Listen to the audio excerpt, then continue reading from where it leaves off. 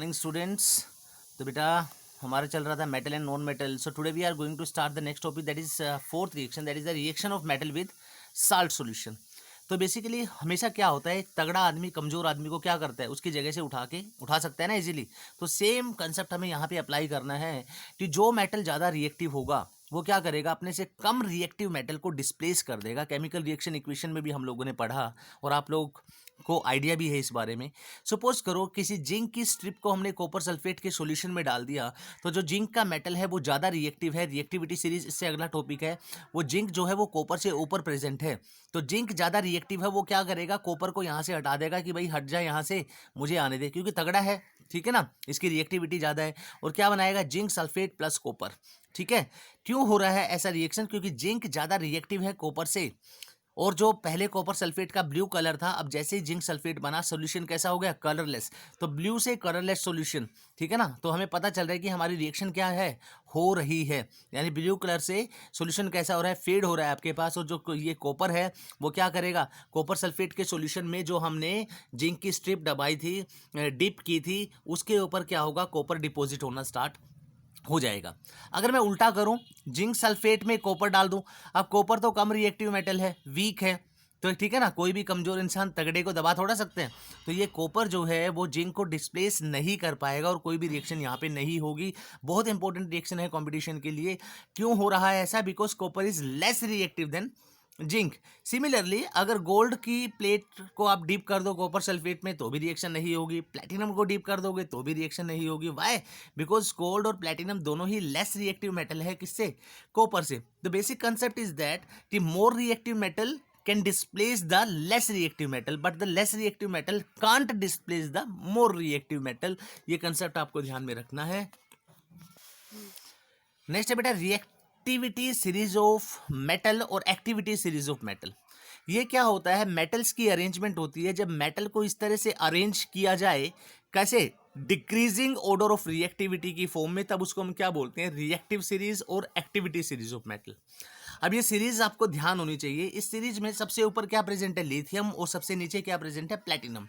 यानी लिथियम जो है वो मोस्ट रिएक्टिव मेटल है और सबसे नीचे है प्लैटिनम, वो क्या है, लीस्ट, मैं लेस नहीं बोल रहा, लीस्ट रिएक्टिव मेटल।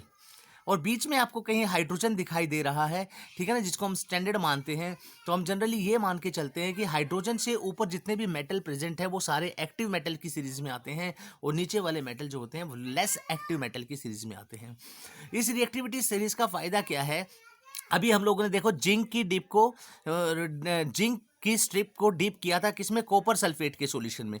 अब कॉपर से ऊपर प्रेजेंट है जिंक, ठीक है ना, यानी जिंक ज्यादा रिएक्टिव है। जो ऊपर प्रेजेंट होगा मेटल वो ज्यादा एक्टिव होगा, तो यानी जिंक ज्यादा ताकतवर है, वो क्या करेगा, कॉपर सल्फेट के सॉल्यूशन से कॉपर को इजीली रिप्लेस कर देगा।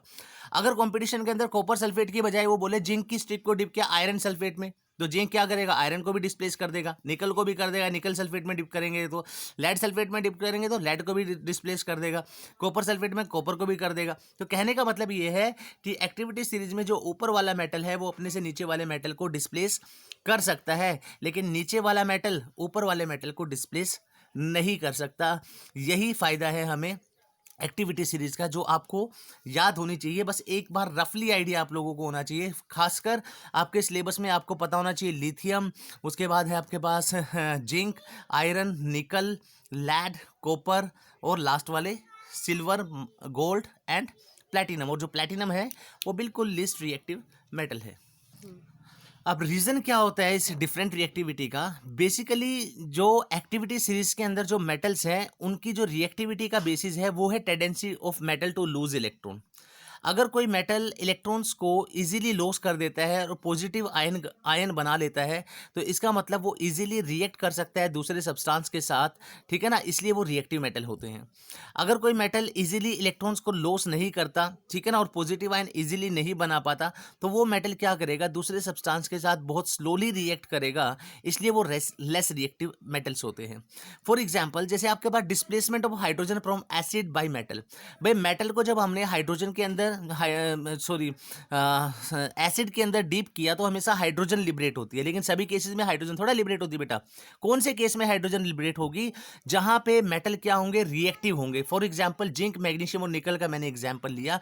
जब इन मेटल्स की स्ट्रिप को आप डीप करोगे किसके अंदर, हाइड्रोजन क्लोराइड या H2SO4 के सॉल्यूशन में, तो हाइड्रोजन ही क्यों लिबरेट होती है? क्यों लिबरेट होती है? क्योंकि ये जो एक्टिव मेटल हैं उनकी एक्टिविटी किस पे डिपेंड है, लॉस ऑफ इलेक्ट्रॉन पे, ठीक है ना। और एसिड से हमें क्या मिलेगा, हाइड्रोजन।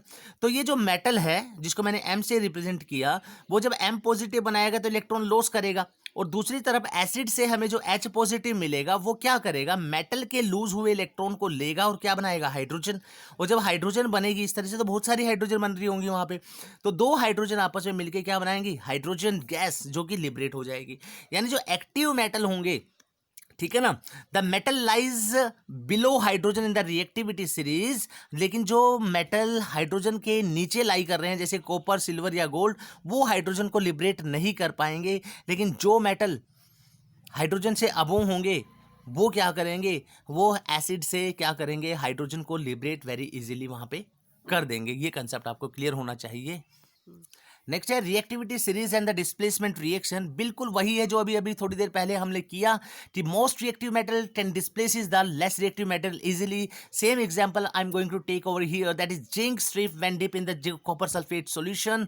तो जिंक जो है मोर रिएक्टिव मेटल है, it can easily displace the copper ion from here and from the zinc sulphate plus copper, और कॉपर जो है वो डिपॉजिट हो जाएगा जिंक की स्ट्रिप पे। ये रिएक्शन क्यों हो रही है, क्योंकि जिंक ज्यादा रिएक्टिव है, ठीक है ना, डिस्प्लेस कर रहा है कॉपर को कॉपर सल्फेट से, इसलिए इस रिएक्शन का नाम क्या है, डिस्प्लेसमेंट रिएक्शन। अगर यहीं पे ही हम कॉपर सल्फेट में सिल्वर डाल दे, गोल्ड डाल दे, प्लैटिनम डाल दे, तो सिल्वर, गोल्ड और प्लैटिनम तो कॉपर के नीचे प्रेजेंट है रिएक्टिविटी सीरीज में, इसलिए ये इसको डिस्प्लेसमेंट नहीं कर सकते और यहां पे कोई रिएक्शन नहीं होगी। And the reason is silver, gold and platinum is less reactive than copper. तो आज का topic, today's topic is very very important, so you have to know about the activity series, reactivity series, displacement reaction, application, that why the active metals liberate hydrogen when the strip of active metals dipped in the acid, and why the less reactive metal can't liberate the hydrogen gas from here. So बाकी कल हम usefulness पढ़ेंगे activity series की, यहाँ तक करोगे आज आप लोग। Okay, thank you very much.